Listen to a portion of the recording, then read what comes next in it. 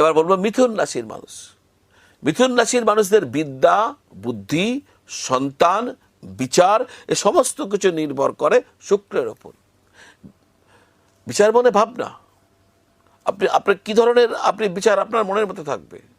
Positive বিচার দ্বারা আপনার পজিটিভ বিচার যুক্ত হবেন, না নেগেটিভ বিচার আপনার মধ্যে বেশি থাকবে।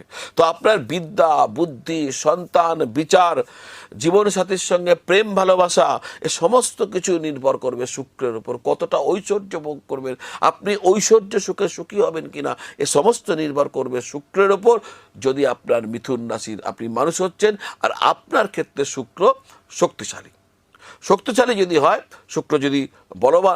শুক্রের বলবত্তা যদি বেশ ভালো থাকে, শুক্র যদি শুভ অবস্থানে থাকে, তাহলে যে সেক্টরগুলো বললাম এখান থেকে আপনি লাভবান হবেন।